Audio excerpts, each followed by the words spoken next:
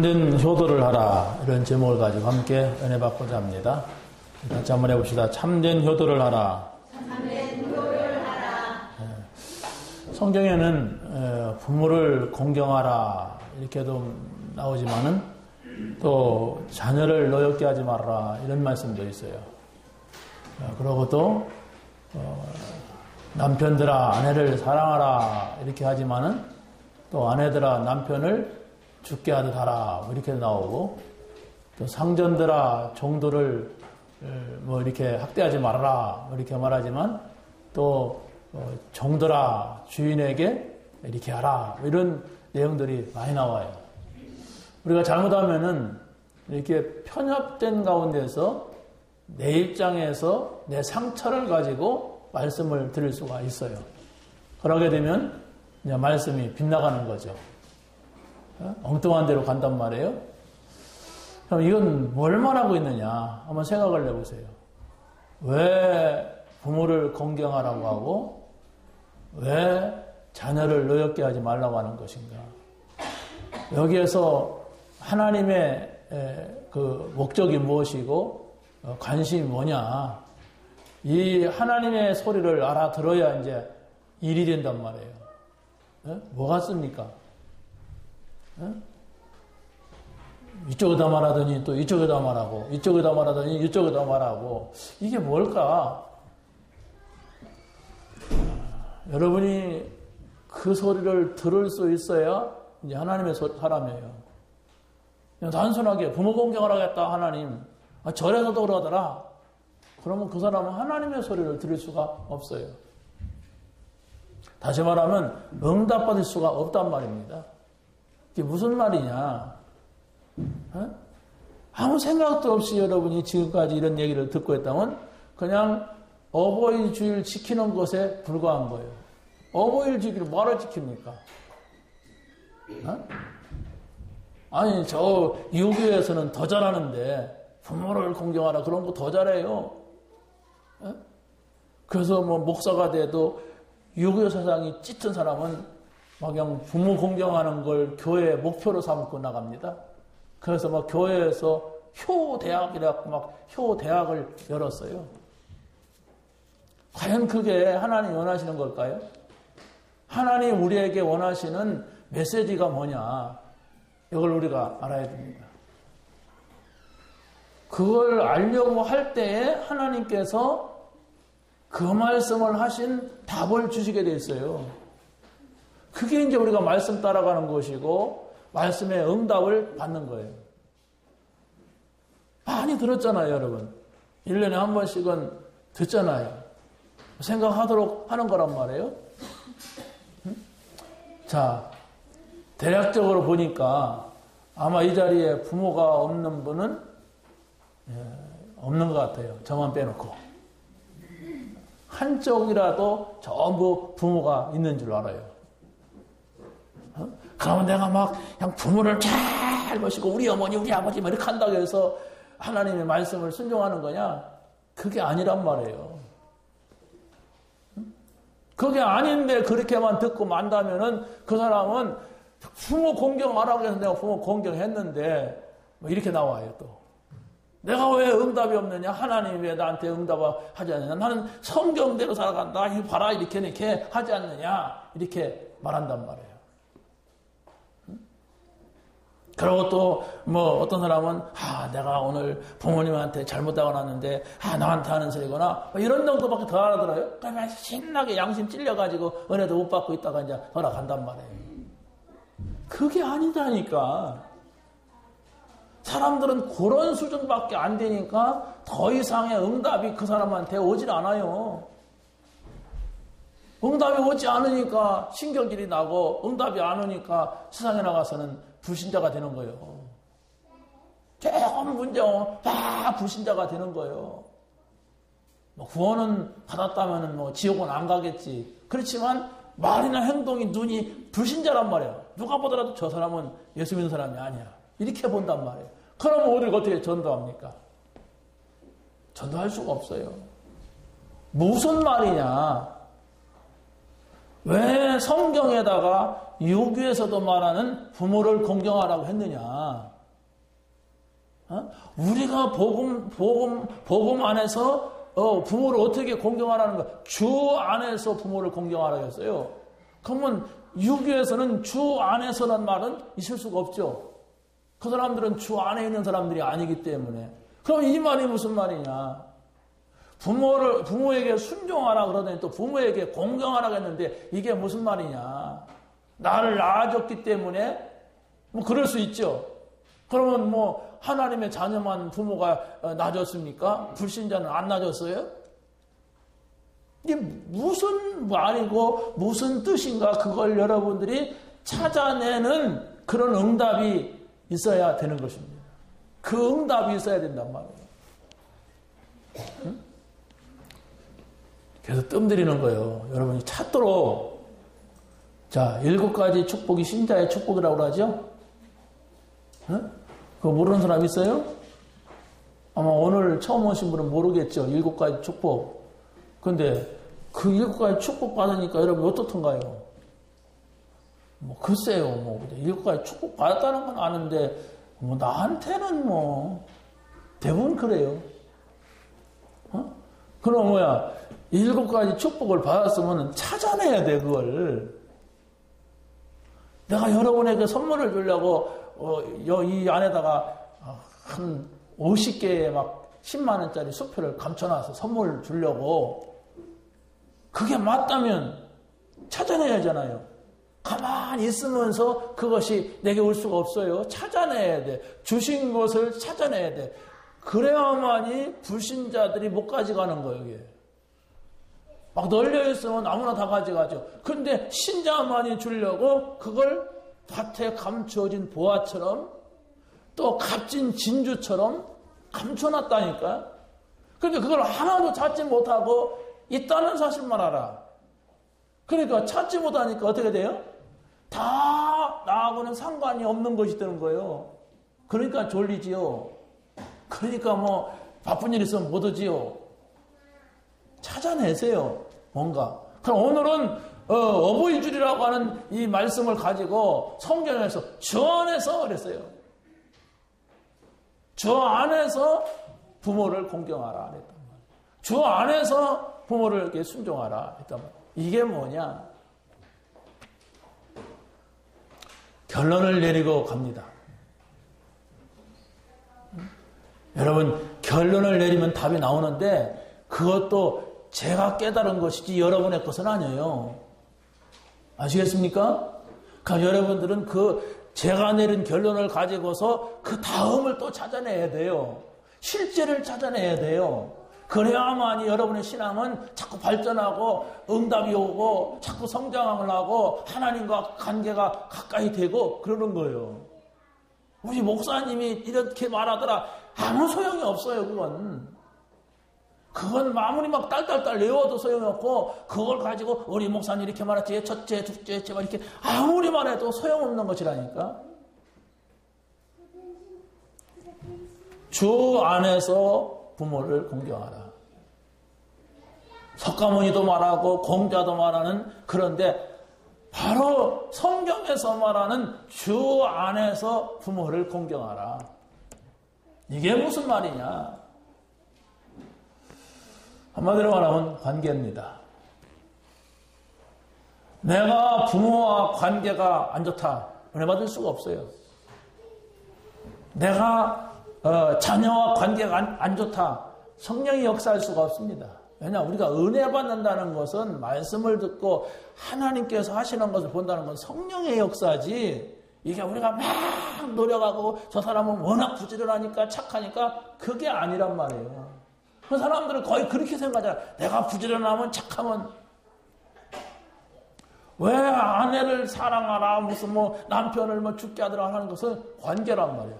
관계, 사람의 관계를 깨져버리면 내 영적인 상태가 엉켜버려요. 엉켜진 대로 살아가면은 많은 상처가 발생이 돼요. 그 상처를 그냥 두게 되면 거기에 성령이 역사하는 것이 아니라 사단이 역사해요. 사단이 역사하게 되면 어느 날 갑자기 문제가 온단 말이에요. 어느 날 갑자기. 나는 그냥 뭐 안 보이게 딱 덮고 가는 것 같지만은 그것이 걸려 있으면은 안 된단 말이에요. 성령은 뭡니까? 진리의 영이라. 진리라는 건 뭡니까? 흠이 없고 티가 없는 걸 말하는 거예요. 성령이 역사할 때는 분명히 거기 거짓이 있으면 안 돼요. 성령이 역사할 때는 진실해야 된단 말이에요. 그래서 바로 우리가 하나님 앞에 진실한 시간을 갖기 위해서 미리 기도도 하고 진실한 시간을 갖기 위해서 혼자 있는 시간도 갖고 그러는 겁니다. 여러분, 혼자서 기도할 수 없다. 그 사람은 은혜 받지 못합니다. 네, 진실할 수가 없어요. 여기 와서 기도합시다 그러면 다 눈 감으면 된다. 혼자 이렇게 눈 뜨고 있으면 이상하잖아요. 그러니까 눈 감을 수가 있어요. 예? 물론 눈 감는다고 하는 것이 기도는 아니에요. 그러나 여러분이 혼자서 기도할 수가 있느냐? 그건 진실한 시간이에요. 진실하지 않으면 절대로 할 수가 없어요. 물론 혼자서 기도했다고 다 진실은 아니에요. 또 모두 나무 밑에 가서 뭐 눈 감았다고 해서 뭐 기도했다고 해서 그게 기도는 아니잖아요. 그건 진실은 아니잖아요. 우리가 하나님 앞에 선다는 얘기지. 응? 내가 진실한 마음으로 하나님 앞에 설 때만이 성령이 역사해요. 성령이 역사하지 않는 것은 다 쓸데없는 겁니다. 우리에게는. 성령이 역사하는 것이어야 돼. 이게 조금 어려운 얘기인데 여러분 한번 생각을 해보세요. 여러분에게 뭔가 생각을 드리기 위하여서 이런 말씀을 드리는 겁니다. 내용은 다 모르겠어요. 제가 내용은 다 모르겠는데 우리 집사람이 어제 이렇게 아프다고 하면서 뭐 이렇게 뭐 이것저것 뭐 듣더라고요, 방송을. 근데 뭐 누가 어떤 누가 뭐 친정에 가서 뭐 예수님의 십자가를 보더니 안타까운 생각을 해서 눈물을 흘렸다는 등 뭐 이런 간증을 하더라고. 그 사람이 대학 교수요. 그래서 아마 그때부터 예수를 믿게 되었다. 이런 말을 하는 걸 내가 그 옷 갈아입으면서 슬쩍 듣고 나갔어요. 그 생각을 해봤어요. 그래, 예수님이 십자가에서 이렇게 달려 돌아가시고 못 박혀 죽는 것을 보고서 너무 이렇게 안타까운 마음이 들어서 눈물이 났어. 그래서 교회를 나가게 됐어. 그래서 지금 저기 방송에 나와서 이렇게 간증을 하고 있어. 그게 지금 교수야. 신자라고 그래. 여러분 어떻게 생각합니까? 그냥 슬쩍 들으면 그래서 예수 믿었구나 그렇게 생각하겠죠. 그러지 않습니까? 물론 그 사람이 나는 불신자다 그렇게 말하고 싶진 않아요. 그런데 또 신자라고 말하고 싶지도 않아요. 왜? 내가 만나보지 않았으니까. 그런데 문제는 뭐냐? 사람이 이게 누가 불쌍한 것을 보게 되면은 그 눈물이 잘 나는 사람이 있단 말이에요. 불쌍한 것을 보면은 막 도와주고 싶은 마음이 있는 사람이 있다. 그건 신자, 불신자를 떠나서 그런 마음이 있어요, 인간에게는. 만약에 그 사람이 이거 예수님이 십자가에서 죽는 걸 보니까 너무 처절하고 너무 안타까워서 어떤 이 종교적인 마음을 가지고 눈물을 흘렸다면 그건 신앙은 아니에요. 뭐 나쁜 건 아니겠죠. 그러나 그것은 어디까지나 이렇게 좀 인간적인 좀 슬픈 것을 보면 많이 슬퍼하는 사람, 안타까운 걸 보면 다른 사람보다도 몇 배 안타까워서 눈물을 흘리는 뭐 이런 정도지 그게 신앙은 아닐 수도 있다. 뭐 이런 생각이 들더라고요. 그건 제 자유 아닙니까? 그건 뭔 얘기냐 도대체. 그럼 어떻게 해야 된단 말이냐 이러겠죠? 성령의 역사예요. 눈물을 흘리면서 성령의 역사를 경험했다면 그 사람이 구원받은 사람이에요. 그런데 성령의 역사가 뭔지 모르고서 그냥 눈물만 흘렸다면 그 사람은 종교인이에요. 뭘 그렇게 복잡하게 따지느냐 이렇게 말하겠지만은 우리가 정확한 것을 볼 수 없다면 그 사람이 신앙생활이 안 되는데 그냥 교회 와서 열심히 오면 되는 걸로 부지런하면 되는 걸로 착하면 되는 걸로 착각하면 해도 안 되는데요. 여러분들이 이런 이건 종교다. 이것은 복음이다. 이건 성령의 역사다. 저건 성령의 역사 아니다. 하는 분별할 수 있는 눈이 있어야 하나님이 그 사람을 통해서 하나님의 뜻을 이루어 간단 말이에요. 영이라고 하는 것은 눈에 보이지 않는 거예요. 그런데 영이라고 하는 것은 믿는 자에게 역사하시는 거예요. 성령은. 사람만이 영적인 존재야. 성령은 영을 가지고 있는 사람에게만 역사하게 돼 있습니다.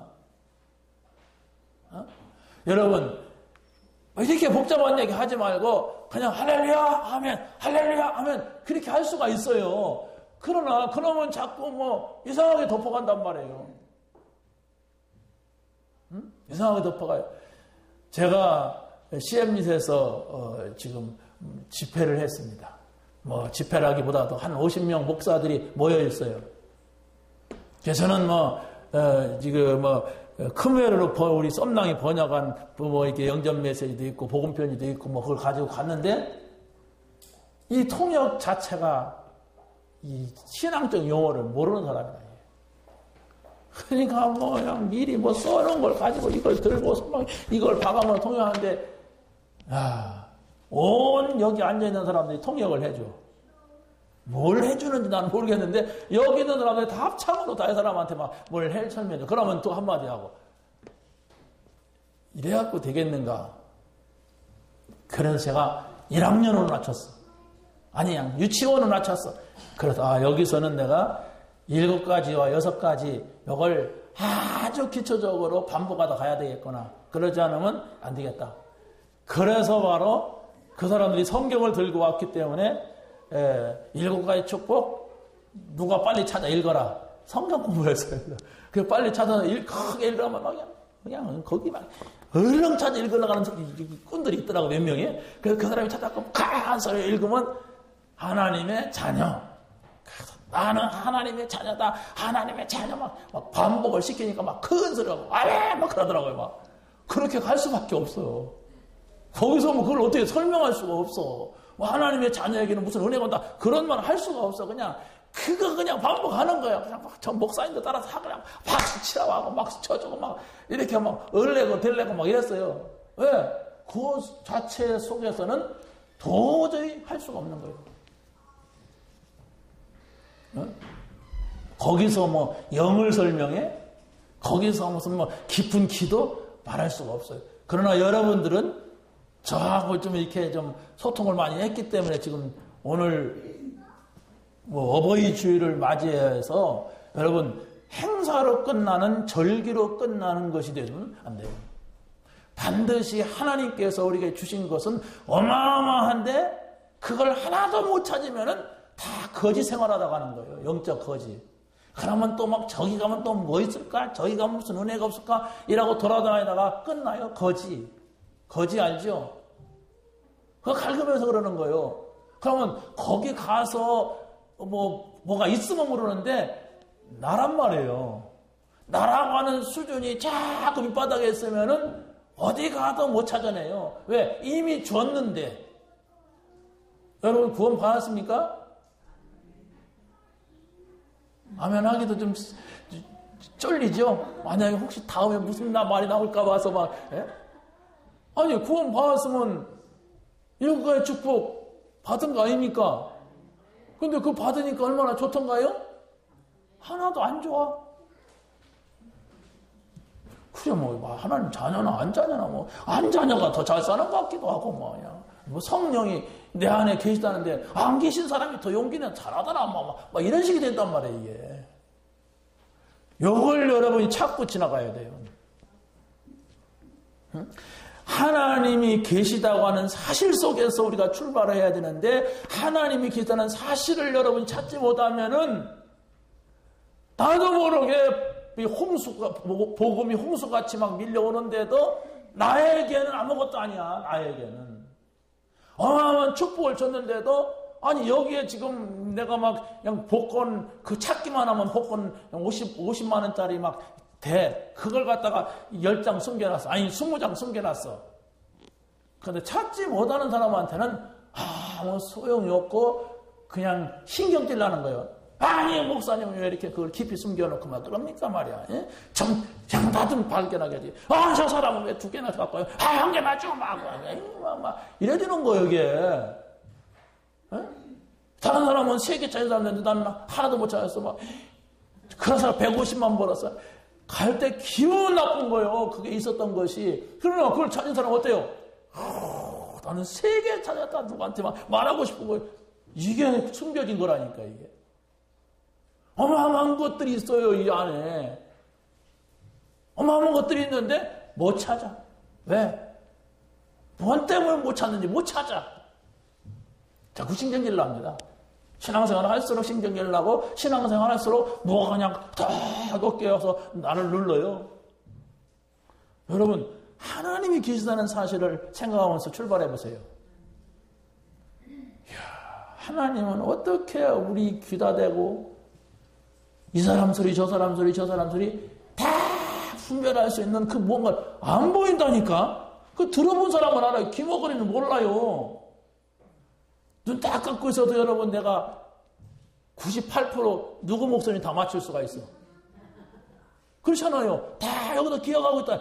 기가 막히게 이게 하나님이 이렇게 안 하면 어떻게 이렇게 하느냐. 냄새도 봐요. 이게 무슨 냄새인지 똥 냄새인지 막 깨소금 냄새인지 다 맞잖아요. 어떻게 안 보이는데 이 코에다가 또 뭐 그걸 넣어놨어. 여러분 날름날름한 혓바닥 그것도 기가 막힌 거예요. 이 한 개 보이지 않는데 어떻게 거기다가 그냥 짠맛, 신맛, 단맛, 그냥 매운맛 다 느끼게 했습니까? 그것은 쉬워요. 왜? 경험해봤기 때문에 그냥 다 그걸 긍정하지 부정하는 사람은 지금 고장난 사람이에요. 귀가 고장난 사람은 무슨 뭐 남의 소리 뭘 분별 못해요. 뭐 이 코가 고장난 사람은 못합니다. 또 혓바닥이 고장난 사람은 못해요. 그런데 우리 신자는 다 고장났어.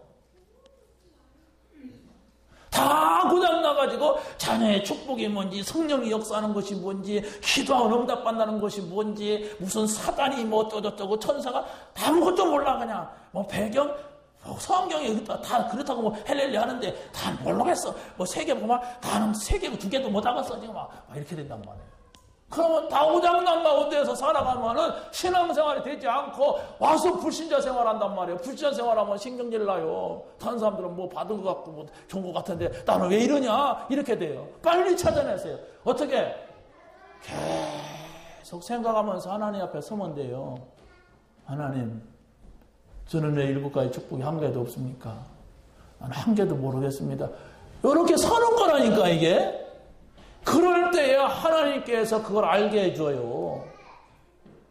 하나님 어찌하여서 성경에 많이 나왔다는데 나는 한 군데도 모릅니까? 내가 통역한테 그랬어요. 야 아무래도 안 되겠다.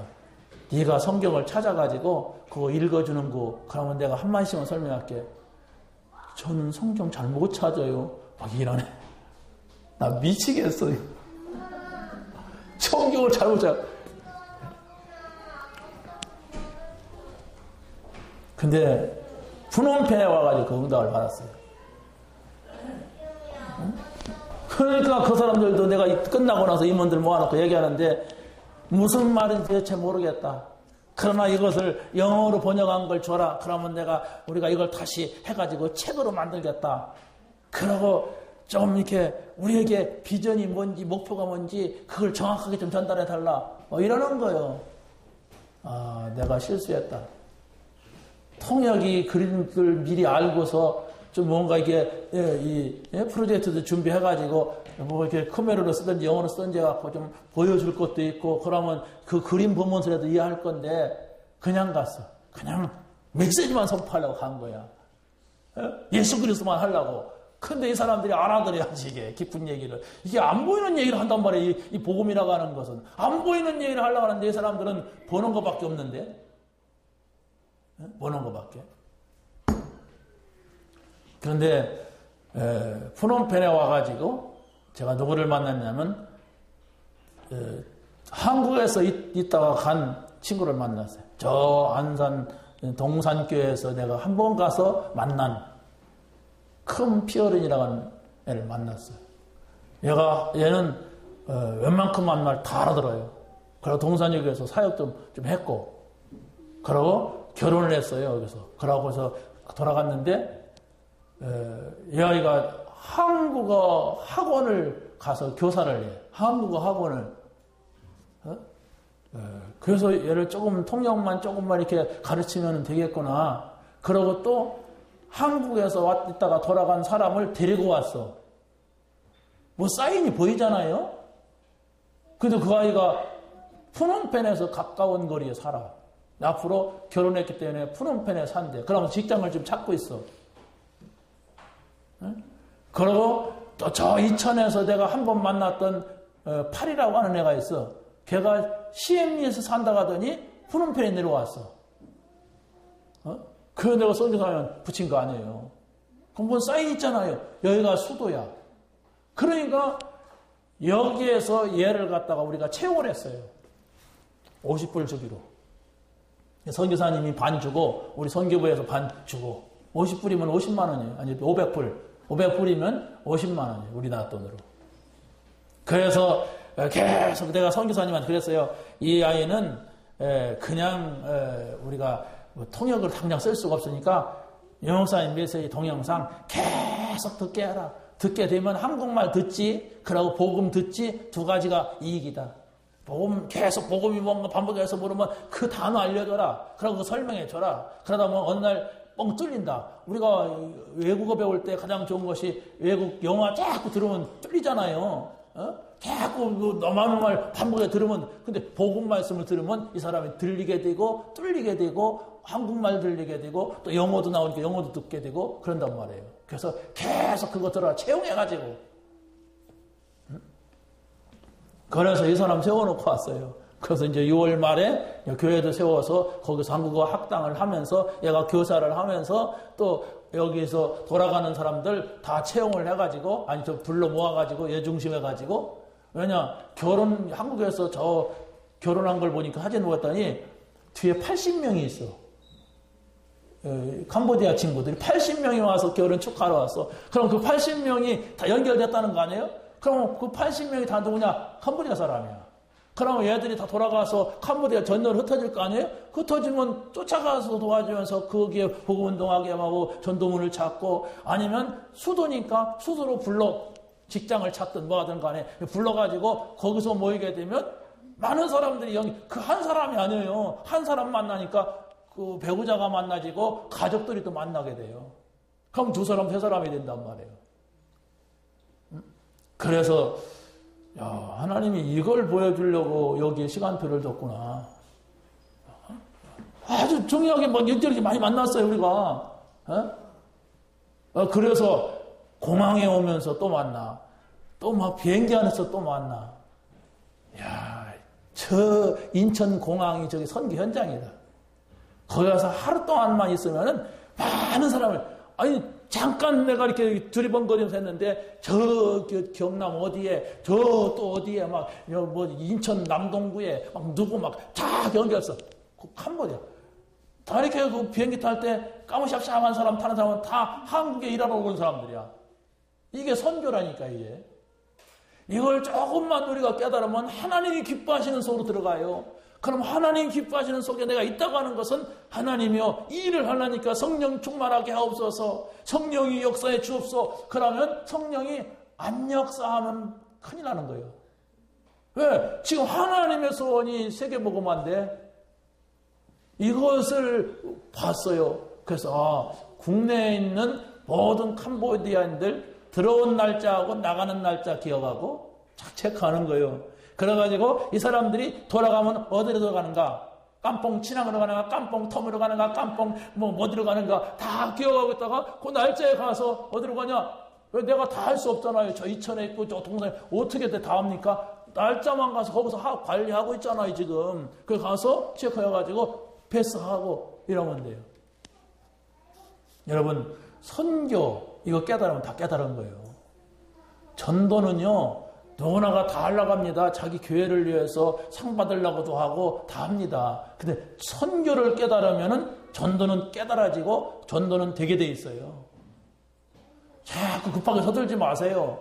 우리 선교 못 깨달았어야지. 하나님께서 조금씩 그걸 보여준단 말이에요. 하나님하고 맞아야 돼. 예? 하나님하고 이게 안 맞으면은 우리가 대도 왕창 무너지는 날이 오면 그걸로 끝이에요. 여러분, 선교를 두고 한번 하나님 앞에 여러분을 이렇게 드려보세요. 하나님, 제가 어떻게 해야 됩니까? 우리 교회에서 이렇게 선교가 이루어지는데 제가 어떻게 해야 됩니까? 하나님. 그걸 일주일 동안만 질문해 보세요. 그러면 하나님께 주시는 메시지가 많이 와요. 그 눈이 열려져야 비로소 신앙생활이 된다니까요. 여러분, 이거 좀 해라가 아니에요, 절대로. 여러분, 선교라고 하는 것은 하나님의 모든 관심이 여기에 있는데 내가 그 방향 안 맞추게 되면 내가 돈을 벌어도 엉뚱한 결과가 와. 내가 성공을 해도 이상한 성공을 해. 그럼 안 되잖아요. 성공을 했는데 어느 날 갑자기 재앙소로 내가 들어가 있어. 그러면 안 되잖아요.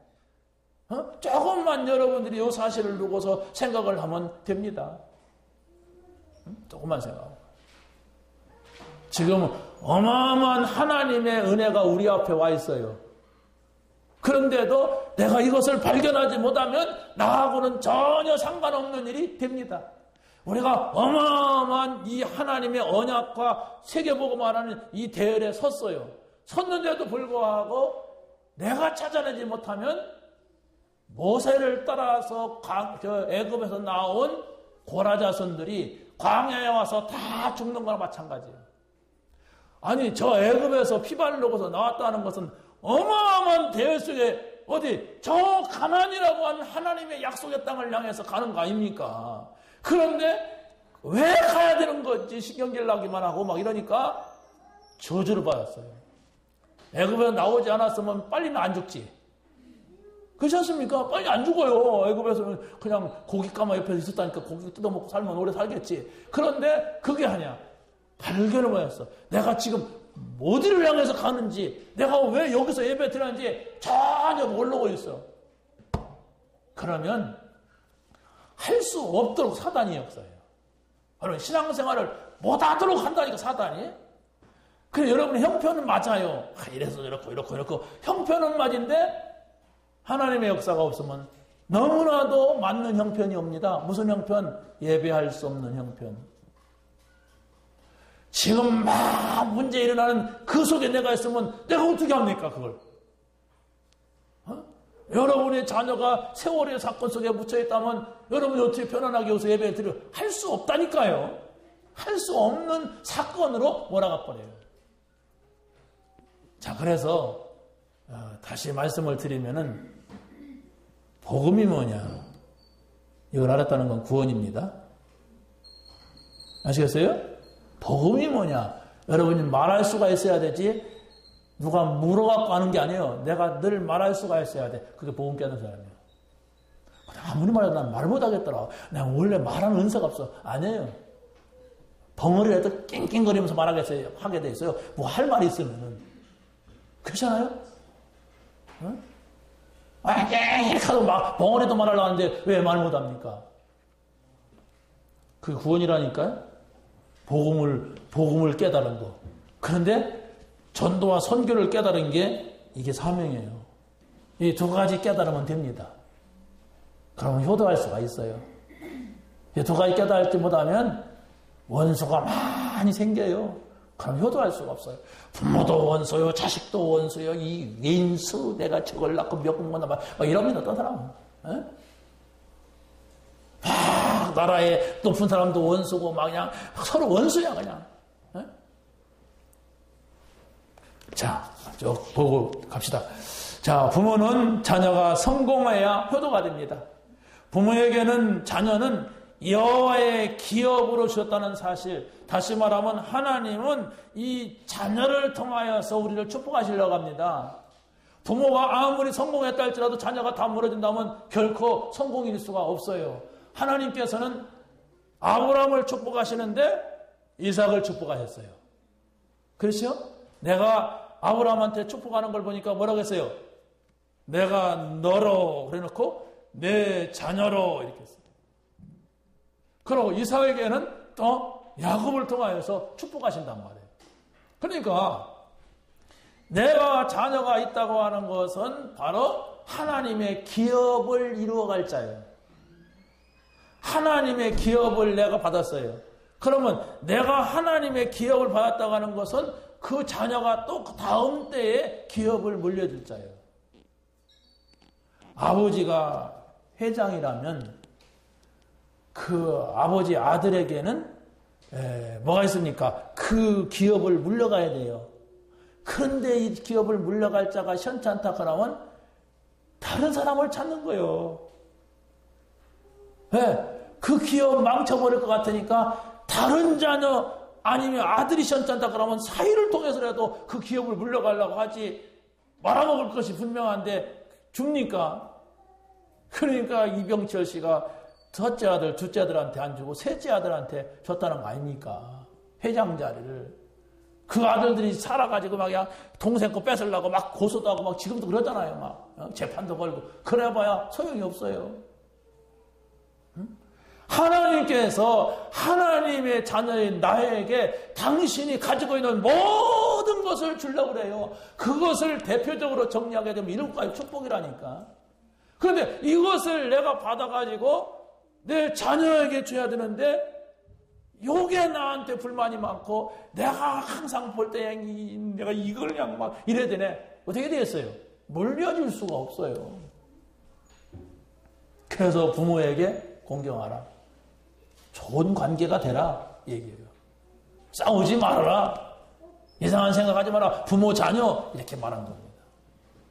왜? 하나님은 정확하시다. 하나님은 진리시다. 이겁니다. 여러분 혹시라도 여러분의 자녀나 형제나 부모나 또 뭐 직장에서 윗사람이나 아랫사람하고 엉킨 거 있으면 풀어야 됩니다. 근데 저 사람이 나를 원수같이 여긴다면 어쩔 수가 없어요. 그러나 내 마음속에는 그걸 가지고 꽁 하고 있고 미워하고 있다면 그게 평생 동안 나를 괴롭히는 가시가 돼요. 은혜 받을 수가 없어요. 그 사람은 계속 찔립니다. 찔려가지고 예배 와서 말씀을 들을 수가 없습니다. 그러면 여러분이 어떻게 하면 되느냐? 내 성질이 들어서 그러는데 어떻게 하면 되느냐? 저 인간이 나를 그렇게 계속 갈구는데 하나님 앞에 서세요. 하나님 앞에 서서 정말로 하나님 앞에 여러분 자신을 내놓으면 됩니다. 그래서 성령이 내 안에서 역사하고 성령이 저쪽에서 역사하면 되는 거예요. 오늘은 내가 원래 성질이 들어와서 아니면 저 인간이 성질 그게 아니라니까요. 들어온 건 다 똑같아요. 창세기 3장에서 태어났기 때문에. 뭐 이렇게 경건하고 거룩한 사람이 어디 있겠어요? 한 사람도 없다고 그랬어요. 죄의인은 없나니 한 사람도 없다. 모든 사람이 다 죄인이다 그랬어요.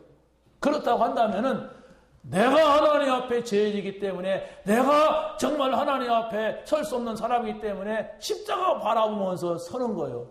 그래서 십자가가 우리에게 은혜가 되고 정말로 부활이 축복이 되는 거 아닙니까? 내가 원래 착한 사람이었고 내가 원래 진실한 사람이었기 때문에 이걸 받을 수 있다면은 그것은 내 공로지요. 하나님의 은혜가 아니지요. 우리는 다 양 같아서 각기 지 맘대로 산다고 그랬어요.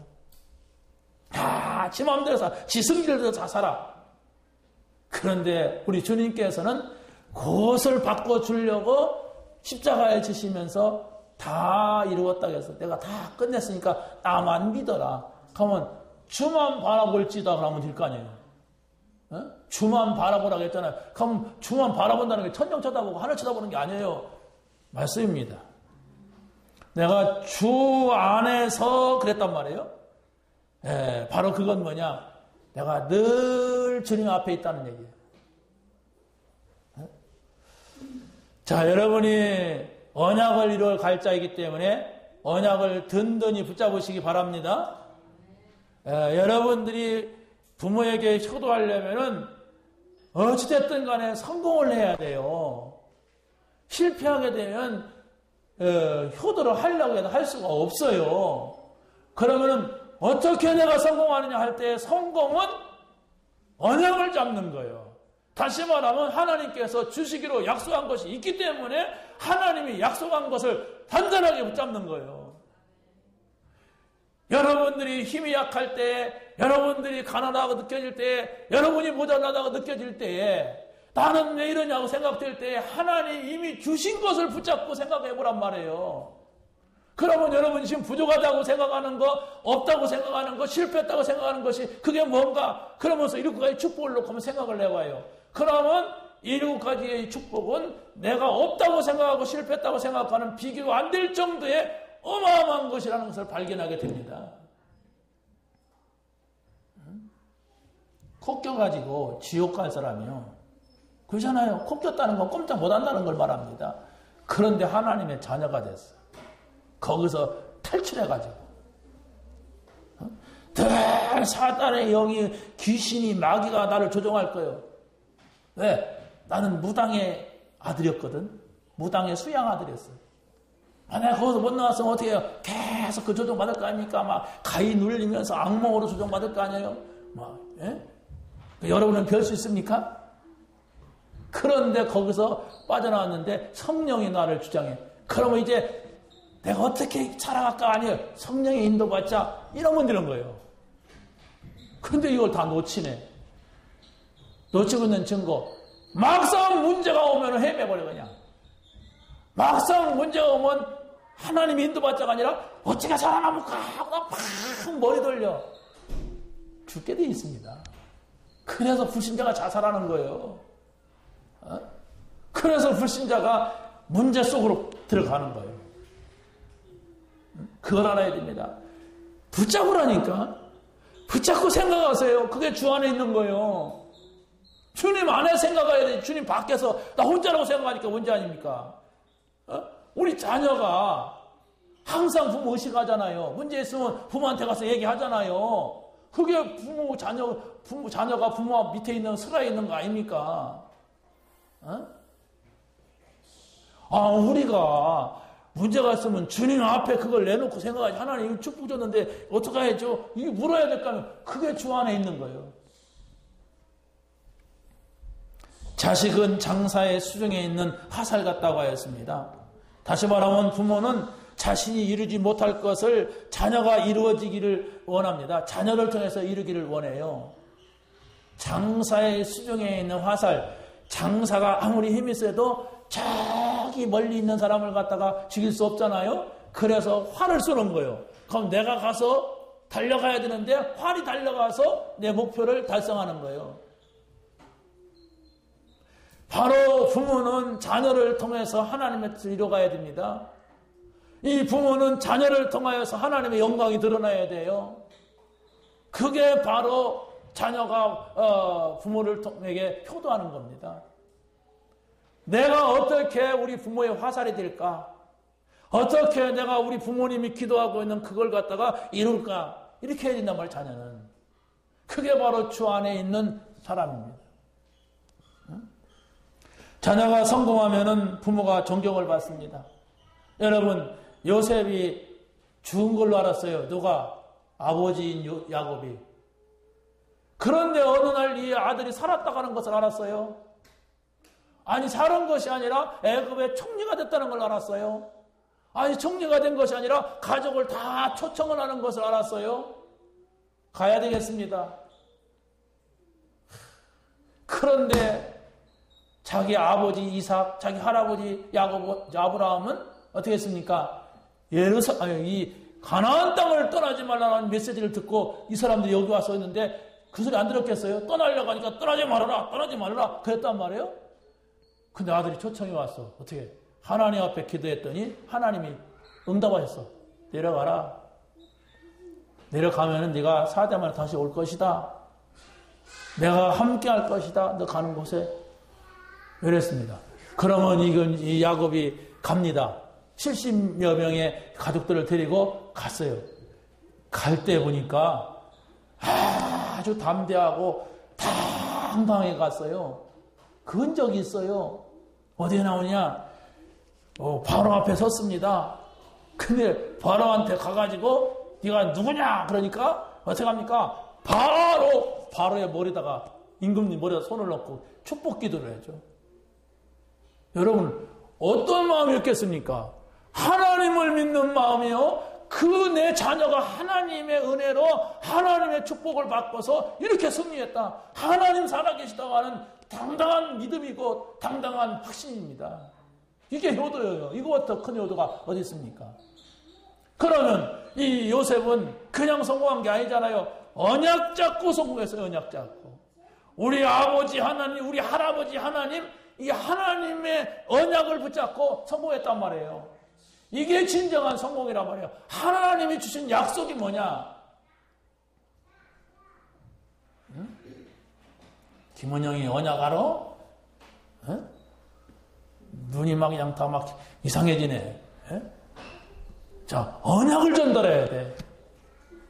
응? 자기한테 언약을 전달해야 제가 안 준단 말이에요. 언약을. 어떻게 하면 얘가 이 상태를 넘어서게 할까? 이 생각을 해야 돼. 그냥 두면 안 돼요. 그냥 두면 큰일 난단 말이에요. 왜? 세상 거의 대신 들어와. 밖에 나가면 막 돈, 일, 막 들어와요. 이걸 막을 끄는 것이 언약을 넣어야 돼. 아유, 우리 애 공부 잘하는데? 천만의 말씀. 어느 날 갑자기 오는데 문제가.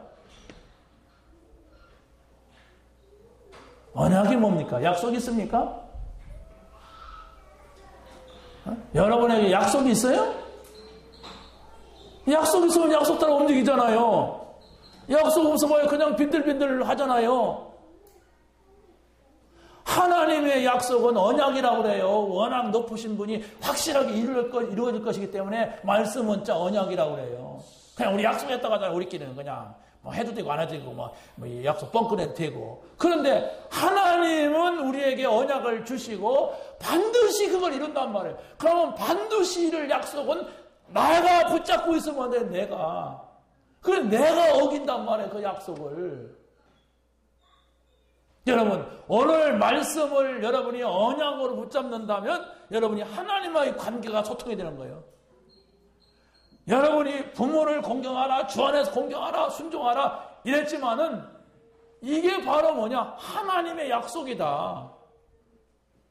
하나님은 당신하고 나하고 관계가 막히지 않게 해서 내 부모하고 순종하라고 했구나. 내가 하나님하고 이것 때문에 막힌다면 되겠는가? 이러고 여러분이 그걸 붙잡고 기억하면 성령이 역사하게 되어 있어요. 그걸 응답이라고 합니다. 오늘 교회 갔더니 나한테 하는 소리 같더라. 기분 나빠. 나는 효도 안 해. 이랬다면 끝입니다.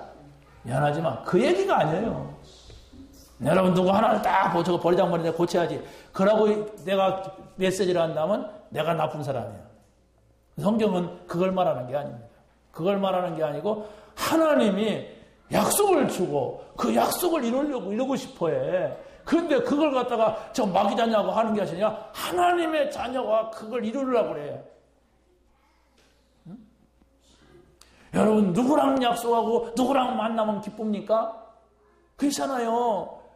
내 부모하고 중요한 약속을 했어. 내 자녀하고 중요한 약속을 한 것이 더 기쁘잖아요. 솔직히.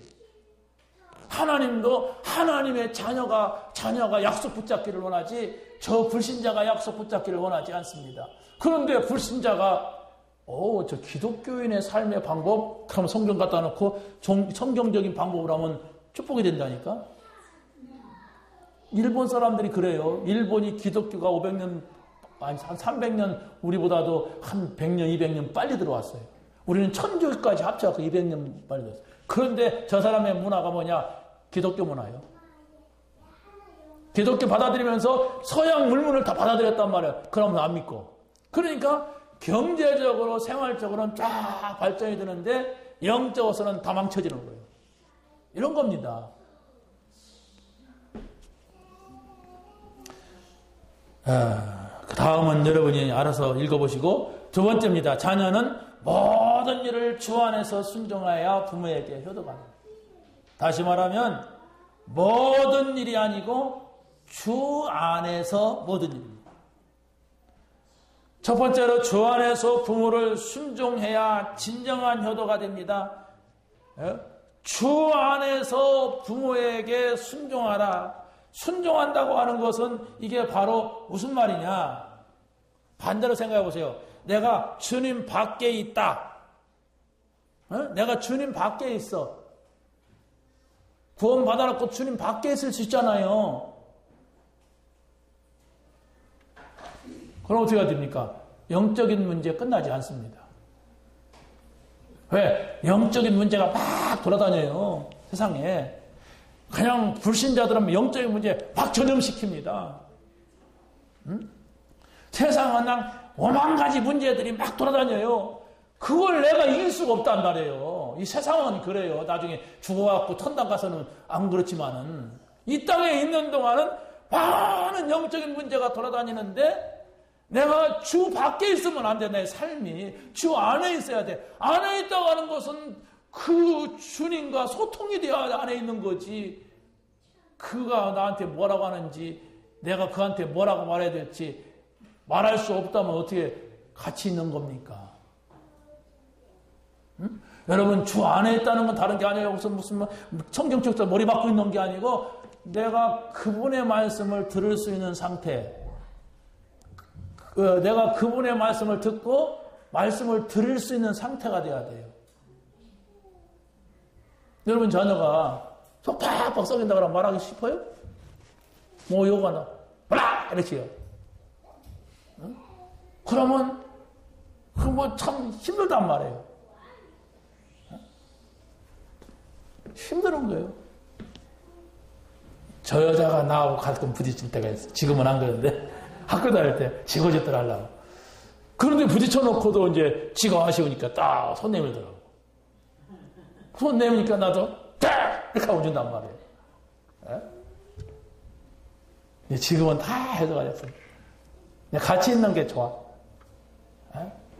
여러분 그러게 되면 그냥 오고 가게 돼 있어요. 같이 있으면은 남이라도 오고 가게 돼 있어요. 뭔가가.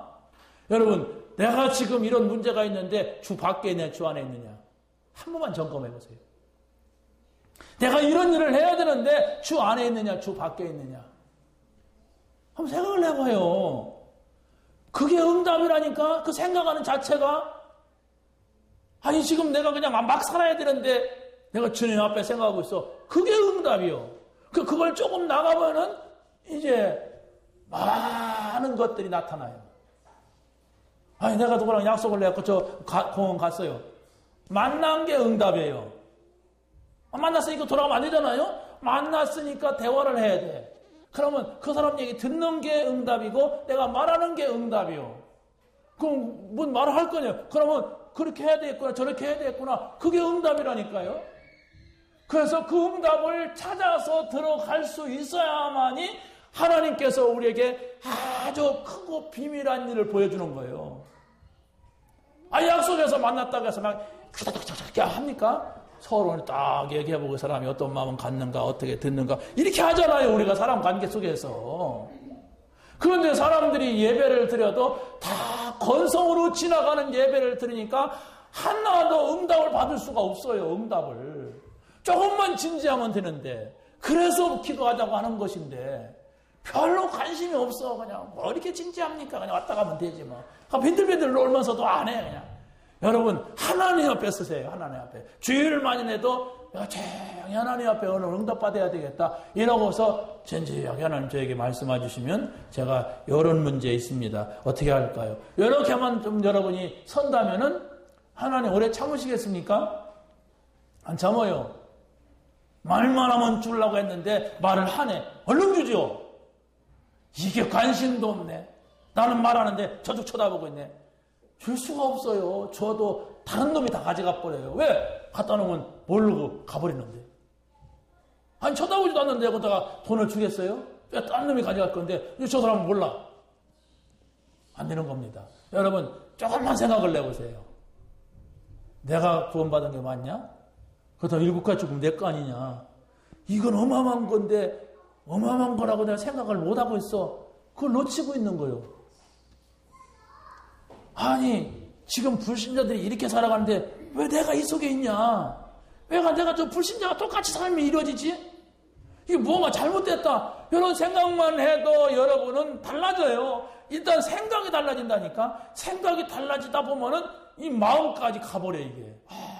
이게 내가 보통 사람이 아닌데 내가 왜 이러고 살아갔지?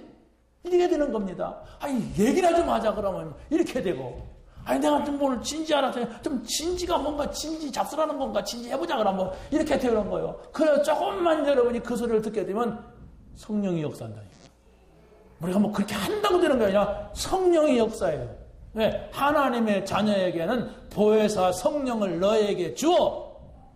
왔다 갔다 하는 게 아니고 영원토록 너희와 함께 할 것이다. 그 말이 무슨 말입니까? 우리가 잘못해도 있다는 얘기예요. 우리가 실수해도 성령은 한번 들어오시면 영원토록 함께 하신단 말이에요.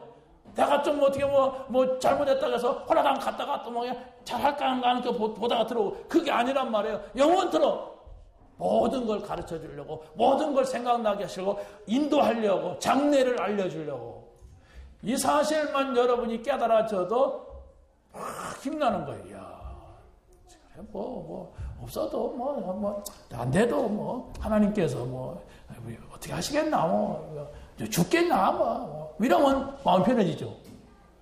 그런데 내가 뭐 해야 되고 내 것 챙겨야 되고 이게 불신자들은 다니까 어떻게 하면 잘 살아볼까? 어떻게 하면 더 많이 세볼까? 어떻게 하면 통장에다가 막 이것저것 어떻게 하면 막 해봐요. 어느 날 갑자기 임하는 저주가 덮칠 겁니다. 그런 식으로 살면 신자 불신자 할 거 없어요. 구원 받을 사람인데도 딱 그래서 하나님하고는 상관없이 살다 가는 거예요. 구원 받아놓고 조금만 여러분이 찾아보세요. 주 안에서 부모에게 순종할 때 진정한 효도가 됩니다. 그러니까 여기서 순종이라고 하는 것은 다시 말하면은 우리가 이것은 내가 따라갈 수 없지만 우리 부모님 말씀이니까 따라가자 이렇게 돼. 근데 중요한 것은 분별이 있어야 돼요. 무슨 분별이냐? 일단 여러분의 부모님이 주 안에 있지 않는 분이라면은 많은 영적인 문제가 있습니다. 그것이 나에게 고스란히 오게 돼 있어요. 이 영적인 문제가 아니라 할지라도 부모에게 있는 체질이 또 오게 돼 있어. 딱 제비가 들었잖아요. 그런 것도 자녀에게 다 잘못된 걸 보여줬어. 자녀가 배운다는 사실도 모르고 내가 이렇게 보여줬어. 그게 오게 돼 있어요. 이 세 가지가. 본 거, 또 이 몸속에 있는 체질, 그리고 또 영적인 거. 이게 오게 돼. 이걸 감당이 안 되는데 이걸 이길 수 있는 것이 성령의 역사예요. 십자가에서 다 이뤘다고 하니까 그냥 이루어진 것이 아니고 성령이 이제 역사하는 거예요.